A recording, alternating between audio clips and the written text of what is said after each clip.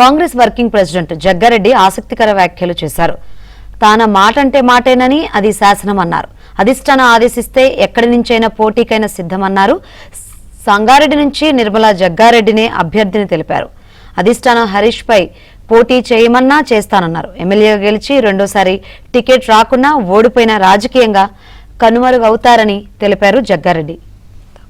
రాహుల్ గాంధీ గారి యొక్క నాయకత్వంలో రేవంత్ రెడ్డి గారు నిన్న ఖమ్మంలో నిన్నటికి 9,000 కోట్ల రూపాయలు రైతు భరోసా నిన్నటికి పూర్తయిపోయింది. నిన్న డబ్బులన్నీ వేయడం జరిగింది. వేసిన క్రమంలో సందర్భంలో భవిష్యత్తులో డీలిమిటేషన్ వేస్తే సీట్లు పెరుగుతాయి కాబట్టి మళ్ళీ రెండోసారి కాంగ్రెస్ గవర్నమెంట్ అధికారంలోకి వస్తుంది, తెచ్చుకుంటాము. 117 కాంగ్రెస్ ఎమ్మెల్యేలు గెలిపించుకుంటాము. ప్రజల సహకారంతో, ప్రజల ఆశీర్వాదంతో మళ్ళీ గవర్నమెంట్ ఫామ్ చేస్తామని నిన్న ముఖ్యమంత్రి గారు రేవంత్ రెడ్డి గారు చెప్పిన మాట 100% అదే జరుగుతుంది. ఆ విశ్వాసం ప్రజల మీద మాకు ఉన్నది. అందుకే నిన్న మాకున్నటువంటి నమ్మకము, విశ్వాసము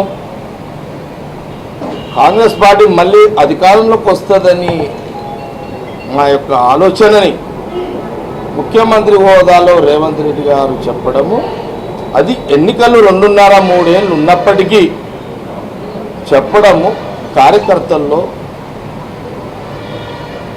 నాయకుల్లో ఇంకా చురుగ్గా పనిచేయడానికి ఈ యొక్క స్టేట్మెంట్. అది కాకుండా ఒక విశ్వాసం. ఎందుకంటే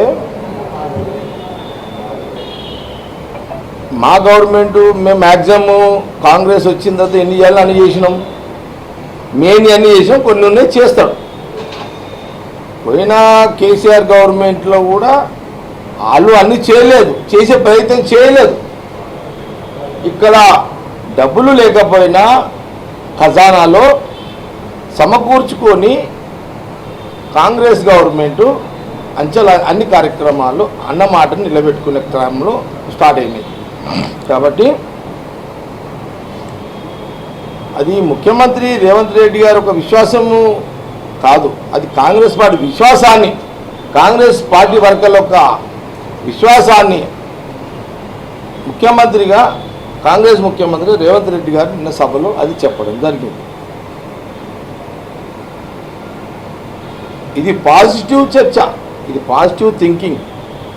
ముఖ్యమంత్రిగా మళ్ళీ రెండోసారి మాకు అవకాశం ఇవ్వండి అని ఒక అప్పీల్ని ఒక విశ్వాసంగా వారు చెప్పడం జరిగింది. తప్పకుండా దాని మీదనే కాంగ్రెస్ పార్టీ కార్యకర్తలు అందరం కూడా పనిచేయడం జరుగుతుంది.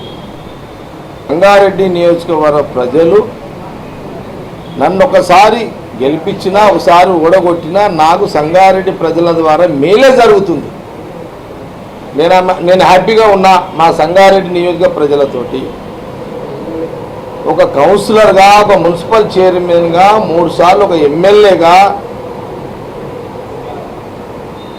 2 సార్లు ఓడిపోయినా ఈ రాష్ట్ర రాజకీయాల్లో ఒక కీ రోల్గా, ఒక నాయకుడిగా ఎదుగుదలలో నాకు ఓటు ద్వారా నన్ను ప్రోత్సహించినది మొదటి నుంచి కూడా మా సంగారెడ్డి నియోజకవర్గ ప్రజలు, నా కార్యకర్తలు, నా ఫాలోవర్సు, నా అభిమానిస్తులు అందరూ.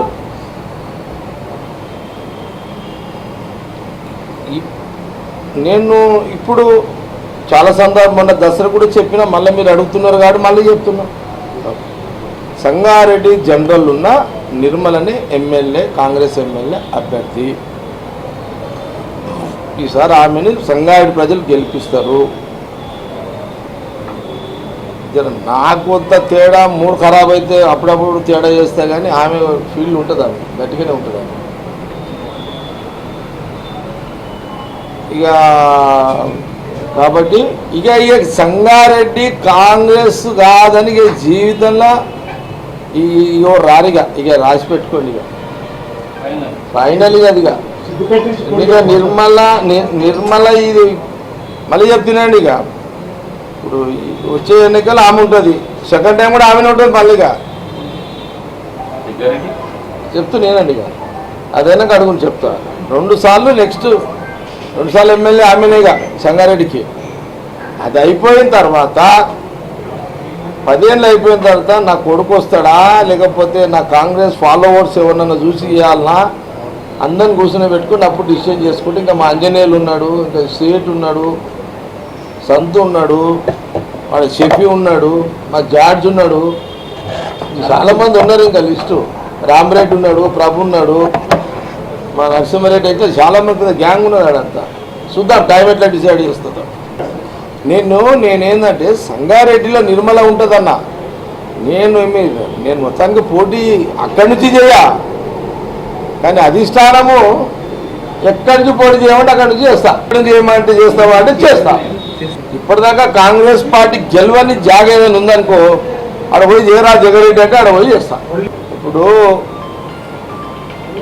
అల్టిమేట్ మళ్ళీ నేను చెప్తున్నది, నేను జగ్గారెడ్డిని ఉన్నా, నేను కాంగ్రెస్ పార్టీ కార్యకర్తను, నాయకుడిని, లీడర్ని. నేను ఎక్కడ దాకా పనితనం దగ్గరనే, నేను పని చేసే దగ్గరనే తోపుని, పని చేసుట్ల తోపుని, కానీ డిసిషన్ల తోపును కాదు. డిసిషన్ల తోపు ఎవరు? Party high command.